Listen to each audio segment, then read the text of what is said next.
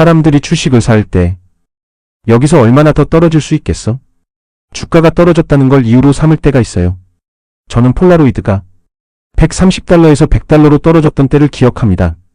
사람들은 폴라로이드가 좋은 수익을 내왔던 훌륭한 기업이니 주가가 100달러 이하로 떨어지면 무조건 사야 한다고 말했죠. 그리고 실제로 100달러 이하로 떨어졌죠. 많은 사람들이 실제로 이때 폴라로이드 주식을 많이 샀어요. 지금은 95달러잖아. 아주 좋은 기회야. 그런데 1년이 지나가기도 전에 주가가 18달러까지 떨어졌어요. 너무 밸류에이션이 높아서 조정을 받은 거죠. 저도 피델리티에서 1년에서 2년 차쯤에 이런 실수를 저지른 적이 있어요. 카이저 인더스트리즈의 주가가 26달러에서 16달러까지 떨어졌어요. 저도 이렇게 생각했죠. 16달러인데 여기서 얼마나 더 떨어지겠어? 아마 미국 증권거래소 역사상 가장 큰 블록딜 중 하나였을 텐데 카이저 인더스트리즈를 14달러에 인수했죠. 그래, 이제 14달러인데 얼마나 더 떨어지겠어? 하지만 주가는 20달러에서 10달러로 곤두박질 쳤죠. 6달러, 5달러, 4달러, 3달러. 주가가 3달러까지 내려가자 저는 뭔가 이상하다는 것을 알아차렸어요. 카이저 인더스트리즈는 카이저 철강 지분 40%를 갖고 있었거든요.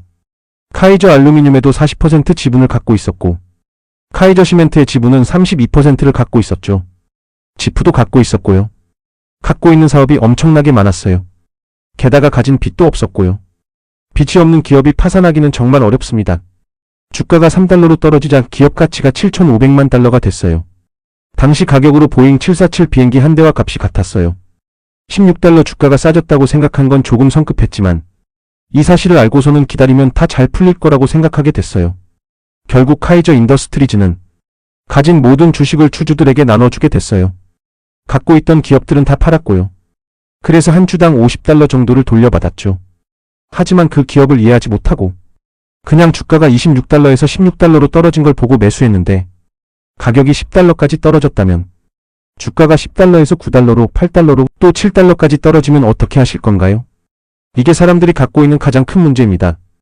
별다른 이유 없이 주식을 샀다가 가격이 떨어져서 어쩔 줄 몰라 하다가 결국 팔아버리는 행태 말이죠.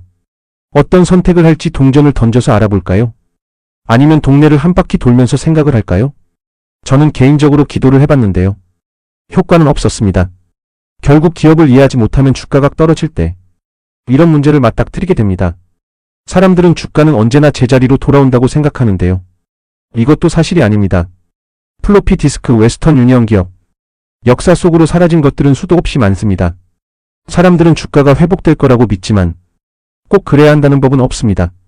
또 사람들은 이런 말을 자주 하는데요. 겨우 3달러인데 잃어도 뭐 어때? 저한테 전화를 걸어서 이런 말을 하는 분들이 있어요. 겨우 3달러인데 잃어봤자 얼마나 잃겠냐고요.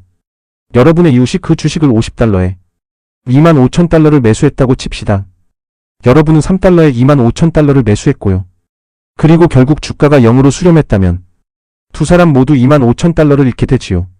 사람들은 3달러니 잃어도 별것 없을 거라고 생각하지만 그 주식에 100만 달러를 넣으면 100만 달러를 잃는 거예요.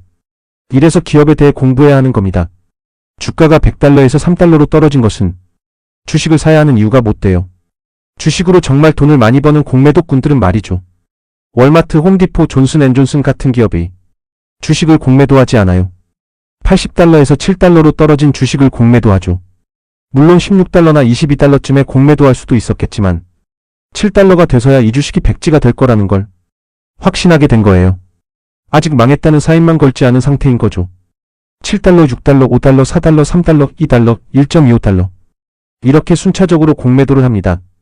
공매도를 하려면 주식을 사려는 사람이 있어야겠죠. 누군가는 사야 이들이 돈을 번단 말이에요. 도대체 누가 이런 걸 사냐고 하겠지만 많은 사람들이 에이 3달러인데 얼마나 더 내려가겠어? 하고 생각한단 말이죠. 갖고 있는 주식에 너무 애착을 가져서도 안 됩니다. 그 뒤에는 기업이 있다는 걸 명심해야 해요. 여러분의 손자 손녀인 것처럼 대해서는 안 됩니다. 주식을 대할 때는 이런 태도를 가져야 합니다. 먼저 기업을 이해하고 기업이 퇴보하고 펀더멘털이 약해지면 작별 인사를 해야 합니다. 여러분이 기억해야 하는 한 가지 법칙은 주식은 여러분이 그 주식을 소유하고 있다는 걸 알지 못한다는 점입니다. 결국 기업을 이해해야 한다는 건데요. 기업이 좋은 성과를 유지하는 동안은 쭉 보유하면 됩니다. 제가 가진 주식 중 가장 수익률이 좋은 이들은 보유 5, 6, 7년 차에 접어든 주식들입니다. 5, 6, 7일 차가 아니라요. 이 원칙을 유념하고 꼭 지키시길 바랍니다.